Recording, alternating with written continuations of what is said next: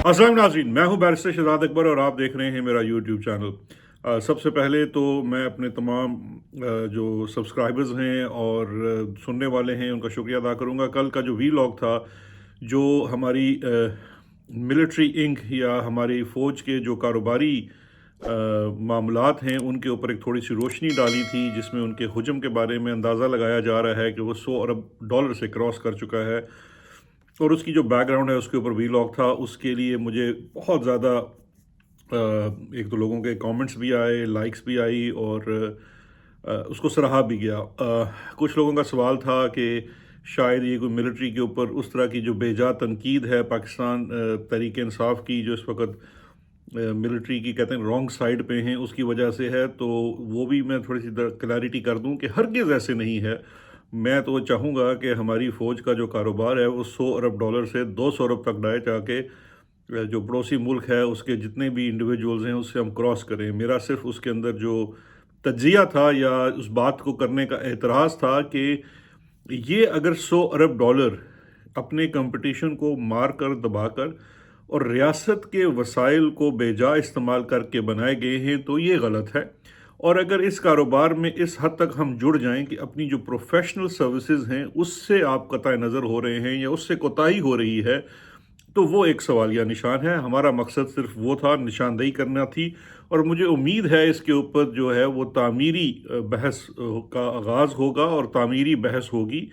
और मुझे फ़ौज से भी उम्मीद है कि वो इस चीज़ को किसी सूरत में भी वो तनकीदी चीज़ ना समझें, इसको तामीरी क्रिटिसिज्म के कॉन्टेक्स्ट में लें। आज का वीलॉग नाजरीन, दो तीन इश्यूज़ हैं। एक तो बड़ा सवाल है जो कल भी थोड़ा सा डिस्कस हुआ और आज मैं उसके ऊपर थोड़ा सा प्रश्न डालना चाहता हूँ। वो है कि क्या इमरान खान साहब अप्रैल के महीने में, जैसे कि हमें पाकिस्तान तहरीक इंसाफ के दीगर लीडर्स बता रहे हैं, क्या वो जेल से बाहर आ रहे हैं या नहीं? और अगर नहीं आ रहे तो हमें ये एक उम्मीद क्यों दिलाई जा रही है? ये एक बड़ा सवालिया निशान है। तो इसके ऊपर थोड़ी सी बात करेंगे। इसके साथ साथ इस्लामाबाद हाई कोर्ट के सीनियर प्यूनी जज जस्टिस मोहसिन अख्तर कियानी के खिलाफ एक नया रेफरेंस भेज दिया गया है सुप्रीम जुडिशल काउंसिल को, एक वकील की जानिब से। उसकी बैकग्राउंड में बात करेंगे और आखिर में मैं आपको एक बड़ा इंटरेस्टिंग लतीफ़ा सुनाऊंगा। तो शुरू करते हैं इमरान खान साहब के केसेस, और क्या मेरे ख्याल में या मेरे तज्ज़िये में या मेरे मुशाहदे या तजर्बे की रोशनी में इमरान खान साहब अप्रैल में बाहर आ रहे हैं या नहीं। तो जनाब, इसका सिंपल और शॉर्ट जवाब ये है कि मेरे ख्याल में और जो चीज़ें मुझे नज़र आ रही हैं, मेरा नहीं ख्याल कि इमरान खान साहब अप्रैल में रिहा हो रहे हैं। उसकी बहुत सारी वजूहत हैं, लेकिन मैं आपको सबसे बड़ी सिंपल वजह ये बता देता हूँ कि इस चीज़ के ऊपर तो शायद इमरान खान साहब भी बड़े क्लियर हैं, ना ही वो बाहर आ रहे हैं और ना ही वो किसी से बातचीत के नतीजे में बाहर आना चाहते हैं। क्योंकि अगर ऐसा होता तो वो फिर 2-3 दिन पहले जो इमरान खान साहब का बड़ा एक दबंग किस्म का straight forward without mincing any words एक बयान जो है, वो जेल में जब सहाफ़ी उनसे गए उनके केस के सिलसिले में कवर करने के लिए, तो जो उन्होंने वहाँ से बयान दागा, उस बयान के बाद तो अगर किसी के जहन में ये डाउट है कि उनको बाहर आने दिया जाएगा तो वो डाउट अपना क्लियर कर लें। मैं ये समझता हूँ इमरान खान साहब को क्लैरिटी है कि बिल्कुल इस वक्त जो रजीम है वो अपने मकासद कामयाब हुए बगैर जब तक उनका बस चलता है वो शायद उनको बाहर नहीं आने देंगे, और ना ही इमरान खान को इसमें कोई जल्दी है। लेकिन अगर हम टेक्निकली केसेस का भी एनालिसिस कर लें तो अभी अगर आप देखिए तो सिर्फ जो तोशा खाना का केस है उसकी सज़ा मुअत्तली हुई है। साइफर का केस, उसमें सज़ा मुअत्तली का तो मुद्दा ही नहीं है, उसमें सज़ा ख़त्म करने का केस चल रहा है और वो केस किसी सूरत ईद से पहले ख़त्म नहीं हो रहा। अप्रैल में वो ख़त्म होता है। उसमें जो प्रोसिक्यूशन साइड है, FIA है, वो अपने आर्गूमेंट्स कब कंप्लीट करती है तो वो एक सवालिया निशान रहेगा। लेकिन अगर बिलफर्ज साइफर केस का फ़ैसला अप्रैल में हो जाए, जो हो सकता है, उस पर मैं कोई डाउट नहीं करता, तो दीगर जो केसेस हैं जैसे कि इद्दत का केस है, इद्दत वाले केस में मुअत्तली का मामला है, एडिशनल सेशन जज के पास है। पहले ये तवक्को ज़ाहिर की जा रही थी कि शायद ईद से पहले रिहाई हो जाए, मुअत्तली हो जाए।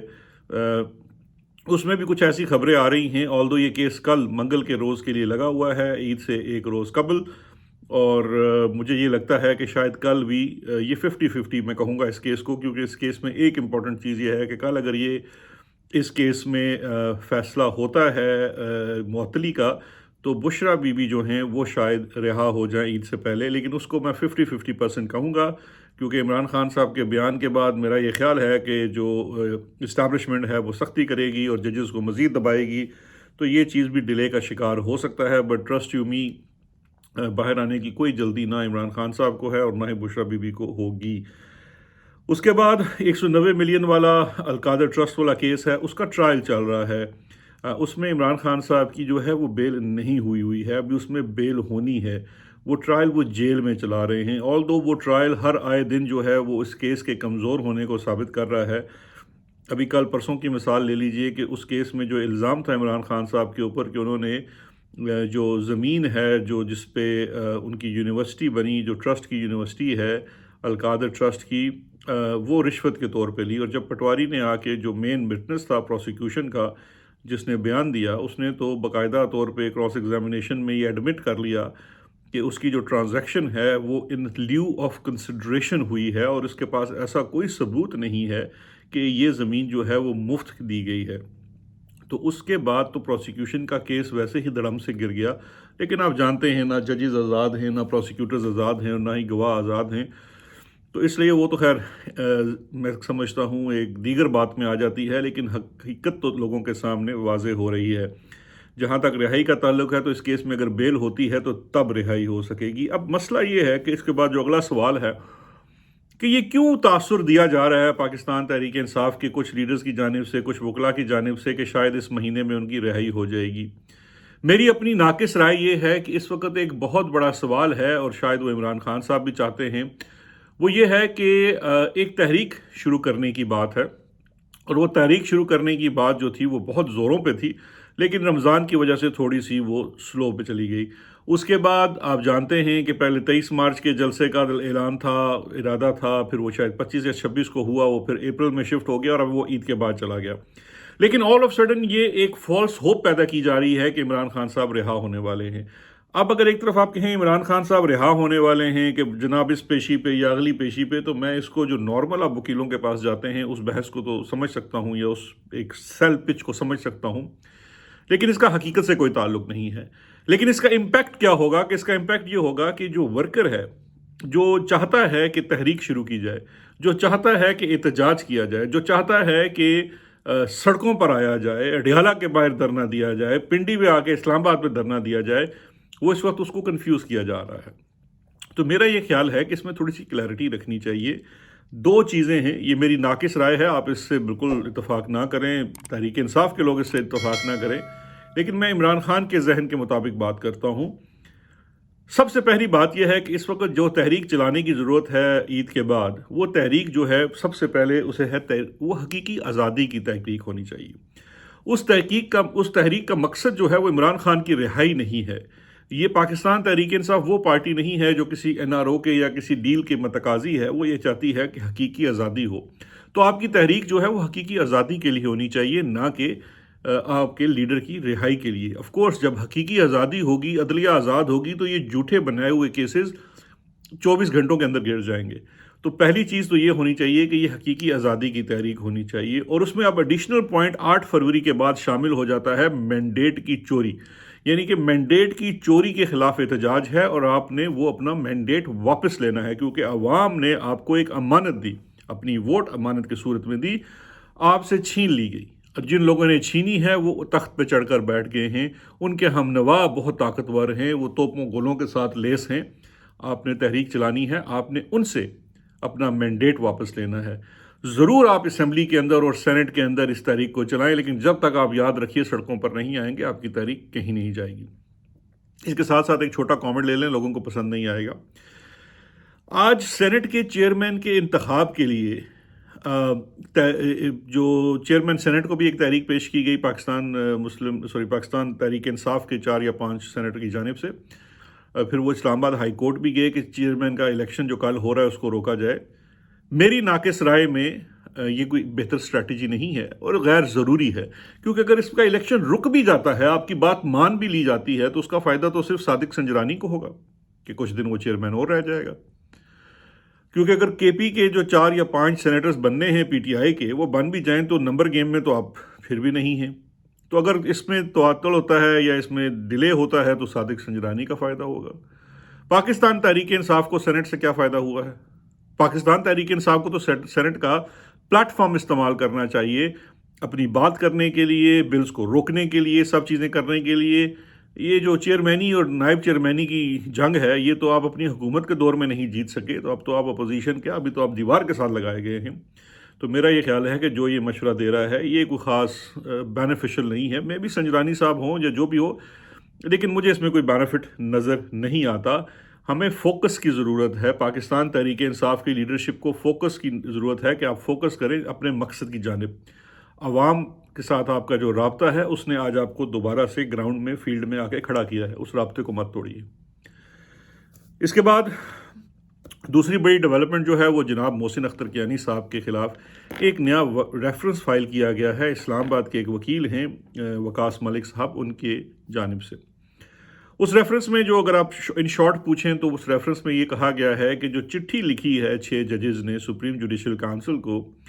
وہ بیسیکلی جسٹس محسن اختر کیانی کے ایما پر لکھی گئی ہے، اور یہ جو چٹھی ہے اور یہ سب چیزیں جو ہیں یہ ان کو بیسیکلی ان کا مس کنڈکٹ ہے، تو ان کے خلاف جو ہے وہ سپریم جوڈیشل کونسل کا ریفرنس چلایا جائے۔ اب دیکھیے یہ بات کہ یہ والا جو بیانیہ ہے، یہ دراصل یہ جو بیانیہ ہے یہ اسٹیبلشمنٹ کا بیانیہ ہے، اور اس بیانیے کا اظہار جو اسٹیبلشمنٹ کے آج کل ایجنٹ ہیں نون لیگ اور اس کے اندر لوگ، اسپیشلی عطا طاہر صاحب، وہ اپنی ایک پریس کانفرنس میں اس کا اظہار بھی کر چکے ہیں۔ جو مضمرات ہیں اس پٹیشن کے سپریم جوڈیشل کونسل کو جو فائل کی گئی ایک وکیل کی جانب سے، جس کو آج باقاعدہ طور پر ہائی لائٹ کیا گیا، میڈیا کے اوپر چلایا گیا، وہ دراصل ہمارے وزیر اطلاعات صاحب اپنی پریس کانفرنس میں کچھ عرصہ پہلے فرما چکے ہیں۔ تو اس لیے یہ کوئی حیرت کی بات نہیں ہے کہ اس وقت یہ ایک پریشر ٹیکٹک استعمال کیا جا رہا ہے جسٹس محسن اختر کیانی کے خلاف۔ اور دوسری چیز جو اس سے آپ کو پتہ چلتی ہے وہ یہ ہے، پتہ چلتی ہے کہ ان 6 ججز میں سے جو سب سے زیادہ غصہ ہے ہماری اسٹیبلشمنٹ کو یا کمپنی بہادر کو یا اپارا یا کوسار کمپلیکس والے لوگوں کو، وہ جناب محسن اختر کیانی کے اوپر ہے۔ اور اس غصے کا آپ کو عالم یہاں سے بھی پتہ چل جاتا ہے کہ جہاں پہ کچھ ججز کی تو بیڈ روم میں کیمرے لگانے پر اکتفا کیا گیا، لیکن محسن اختر کیانی صاحب کے بردر ان لا کو اٹھا کر بری طریقے سے ٹارچر بھی کیا گیا۔ تو یہاں پہ جو دشمنی ہے، جو ٹارگٹنگ ہے، وہ اس حد تک چلی گئی ہے۔ افسوس ہوتا ہے باقی ججز اور چیف جسٹسز کے اوپر کہ جو اپنے جج کا تحفظ کرنے میں بری طرح سے ناکام ہیں، اور حکومت وقت جو ہے وہ اپنے چمچوں کرچوں سے ریفرنسز فائل کروا رہی ہے۔ کیونکہ اصل میں دیکھیے یہ ریفرنسز جو ہے نا، یہ بڑا پرانا ٹیکٹک ہے، لا منسٹری اس میں بڑا رول ادا کرتی ہے کہ کسی وکیل کے تھرو ریفرنس فائل کروا لیا جائے، اور ایسے وقت میں شک اور بھی گہرا ہو جاتا ہے جب آپ جو حکومت ہے وہ ان ججز کے خلاف ہوتی ہے اور واضح طور پر اعلان ہوتی ہے۔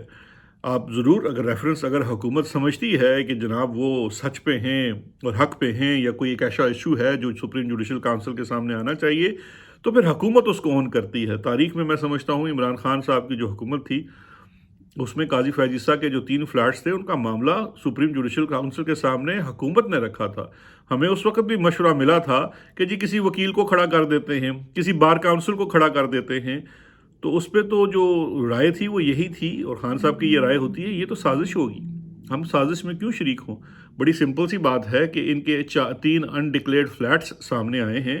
ہم کوئی تحقیق نہیں کر رہے، کوئی تفتیش نہیں کر رہے، ہم نے تو صرف یہ کنفرم کروایا ہے کہ یہ فلیٹس ان کے ہیں اور انہوں نے ڈکلیئر نہیں کیے ہیں۔ اب وہ جانے اور سپریم کورٹ جانے، حکومت وقت کا کام یہ ہے کہ یہ ریفرنس، یہ بات، یہ مدعا سپریم جوڈیشل کونسل کے سامنے رکھ دی جائے اور اون کرے گورنمنٹ کہ جی ہم نے یہ کنفرم کیا ہے، یہ درست انفارمیشن ہے۔ تو یہ تو ہوتی ہے سیدھا سیدھا ریفرنس، اور خدا کا شکر ہے کہ وقت نے ثابت کر دیا، کیونکہ اس وقت یقین جانیے پوری بارز جوڈیشری ہر چیز خلاف ہو گئی تھی۔ اسپیشلی مجھے تو سب سے زیادہ ٹارگٹ کیا گیا تھا اپنے فاروق نظیم کے ساتھ ملا کے، لیکن مجھے بہت ٹارگٹ کیا گیا تھا، ایسڈ ریکوری یونٹ کو بہت ٹارگٹ کیا تھا۔ قاضی صاحب چٹھیوں پہ چٹھیاں لکھتے تھے، ان کی بیگم صاحبہ نے FIR کرانے کی کوشش کی، ایک جھوٹی FIR، اور نہ جانے کیا کیا کرنے کی کوشش کی، لیکن آج وقت نے ثابت کر دیا کہ میرا استدلال یا میرا جو پوائنٹ تھا آن جسٹس قاضی فیض عیسیٰ اور ان کی جو بے ایمانی کہہ لیجئے اپنے 3 باقاعدہ طور پر ملکیت کے فلیٹ جس کی کوئی وہ پروف نہیں کر سکے کہ ان کی ملکیت ہے اور جس کا کوئی منی ٹریل نہیں دے سکے، وہ درست انفارمیشن تھی۔ آج تک وہ انفارمیشن غلط قرار نہیں پائی، آج تک یہ ثابت نہیں ہوا کہ انہوں نے وہ فلیٹس کہاں سے خریدے۔ تو کم از کم مجھے بڑا اطمینان ہے، اطمینان قلب ہے کہ، اور اس کے ساتھ ساتھ یہ کہ کبھی ذہن میں آتا تھا کہ یار یہ تو بڑے پرو رائٹس تھے، اور یار جناب بڑے اچھے جج تھے، غریبوں کا خیال رکھنے والے، کمزوروں کا خیال رکھنے والے، ساتھ دینے والے۔ تو انسان سوچتا ہے کہ شاید مجھ سے کوئی غلطی ہو گئی ہوگی، اتنا اچھا آدمی ہے، چلیں اس سے غلطی ہو جاتی ہے انسان سے، چلو 3 فلیٹ لے لی اس نے، اس کو اب نہیں تھا، اب وہ اچھے ہو گئے ہیں۔ یہ سوچ ضرور میرے ذہن میں رہی، لیکن وہ جب سے جج بنے ہیں اور چیف جسٹس بنے ہیں، اور ان کے جس قسم کے فیصلے ہیں، جس قسم کا ان کا کنڈکٹ ہے as chief justice of Pakistan, اس پہ میرا کامنٹ تو چھوڑ ہی دیجئے۔ ان کے اپنے قریبی ترین ساتھی، چاہے وہ ستور ہوں، متی اللہ جان ہوں یا باقی لوگ ہوں، اس سے آپ اندازہ کر سکتے ہیں کہ قاضی فیاض عیسیٰ صاحب ہسٹری کے اندر کیسے چیف جسٹس کے طور پر گنے جائیں گے۔ ہم اس بات کو یہیں روکتے ہیں، اور ہم امید کرتے ہیں کہ اسلام آباد ہائی کورٹ کے باقی جج صاحبان اور باقی پاکستان کی ہائی کورٹس کے جج صاحبان اور سپریم کورٹ کے جج جو ہیں، وہ اس وقت جسٹس محسن اختر کیانی کا ساتھ دیں گے، جس طرح سے اس کو ہماری اسٹیبلشمنٹ اور اس کے ہرکارے ٹارگٹ کرنے کی کوشش کر رہے ہیں۔ آخر میں نے کہا تھا کہ آپ کو ایک چھوٹا سا لطیفہ بھی سنائیں گے، تو چھوٹا سا لطیفہ سنا دیتے ہیں۔ جناب آپ جانتے ہیں راوی کو، راوی ہمارا بڑا مشہور ہے، ایئر وائی پہ بیٹھتے ہیں، تو راوی یہ کہتا ہے کہ محسن نقوی اور شہباز شریف کو الگ نہ سمجھا جائیں، یہ دونوں ایک ہی سکے کے 2 رخ ہیں، انہیں الگ نہ سمجھے۔ تو یہ تھا جناب لطیفہ۔ اب آپ نے بتانا ہے کہ یہ راوی نے ان کی تعریف کی ہے یا کچھ چوٹ لگائی ہے۔ اپنا بہت خیال رکھیے گا، انشاءاللہ پھر بات ہوگی۔ شکریہ اور خدا حافظ۔